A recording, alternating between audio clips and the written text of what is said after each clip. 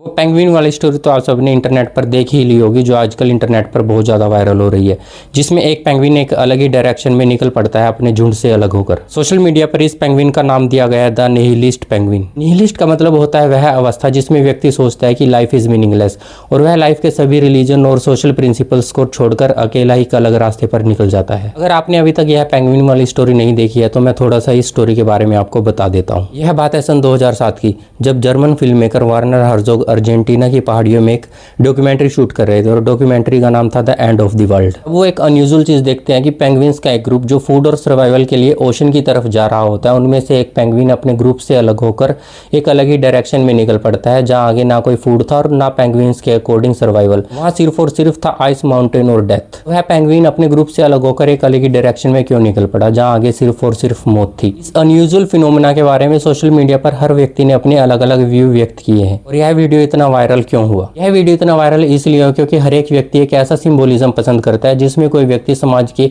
सारे बंधनों को काटकर एक ऐसे अनसुलझे रास्ते पर निकल पड़ता है जहां नहीं पता होता कि उस रास्ते पर सफलता की गारंटी क्या है। तो सोशल मीडिया पर भी इस पेंगुइन को उसी फिनोमिना का सिंबल मान लिया गया। सोशल मीडिया पर ऐसा मान लिया है कि उस पेंगुइन को कुछ ऐसा समझ आ चुका है जो शायद किसी और को ना समझ आया हो। उस पेंगुइन के द्वारा वो सारी मीनिंगलेस चीजें त्याग दी गई थी जो मेजोरिटी में चली आ रही थी। वाइल्ड लाइफ रिसर्चर्स के अकॉर्डिंग यह एक रेयर बिहेवियर है, ना कि मोक्ष की प्राप्ति, और न ही यह कोई फिलोसफिकल अचीवमेंट है। यह एक नेविगेशनल एरर या बायोलॉजिकल लिमिटेशन होती है जो वैसे तो एक रेयर फिनोमिना है, लेकिन कुछ कंडीशन में कुछ बर्ड्स या पेंगुइन्स में यह रिबेलियस बिहेवियर देखने को मिल जाता है। पेंगुइन्स और बर्ड्स डायरेक्शन की आइडेंटिफिकेशन के लिए एक बायोलॉजिकल जीपीएस का यूज करते हैं। अर्थ का जो मैग्नेटिक फील्ड होता है वो बर्ड्स के लिए कंपास की तरह काम करता है। बर्ड्स डायरेक्शन की आइडेंटिफिकेशन के लिए अर्थ के मैग्नेटिक फील्ड और विजुअल क्यूज का यूज करते हैं, जो है आसपास के साउंड और शेप से पता लगाते हैं, और इसके बारे में बहुत से रिसर्च पेपर में पब्लिश भी हो चुका है। पेंगुइन्स अपनी मूवमेंट के लिए सेलेस्टियल मूवमेंट जैसे कि सन की मूवमेंट का यूज करते हैं। रिसर्च स्टडी यह भी बताती है कि पेंगुइन्स या बर्ड्स अपनी मूवमेंट के लिए मैग्नेटोरिसेप्टर का यूज करते हैं जो उनकी बॉडी में इनबिल्ट होते हैं। अपनी मूवमेंट के लिए बर्ड्स में अर्थ के मैग्नेटिक फील्ड को सेंस करने की एबिलिटी होती है। इससे यह साबित होता है कि उस पेंगुइन को अलग डायरेक्शन में जाने के डिसीजन लेने के लिए कोई फ्री विल नहीं थी। इनमें से किसी क्यू के फेल होने पर पेंगुइन एक अलग रास्ते पर चल पड़ा। शायद किसी इलनेस की वजह से उसके मैग्नेटोरिसेप्टर फेल हो चुके थे और यह एक बायोलॉजिकल एरर थी। पेंगुइन हाईली अडेप्टेड नेविगेटर होते हैं। मैग्नेटोरिसेप्टर और बायोलॉजिकल और विजुअल क्यू की वजह से वह कभी भी रास्ता नहीं भटकते, लेकिन सेंसरी एरर्स, कंफ्यूजिंग क्यूज और हेल्थ इश्यूज की वजह से कभी कभी पेंगुइन रास्ता भटक जाते हैं। बर्ड्स ह्यूमन बीइंग की तरह डेलिब्रेट या इमोशनल डिसीजन नहीं ले पाते। हम ह्यूमन एक इमोशनल बीइंग है जो हर एक चीज को इमोशनली देखते हैं। तो हो सकता है कि इस वीडियो पर इसीलिए सभी के अलग अलग पॉइंट ऑफ व्यू हैं। इस पेंगुइन के बारे में आप क्या सोचते हैं, प्लीज कमेंट सेक्शन में जरूर लिखें।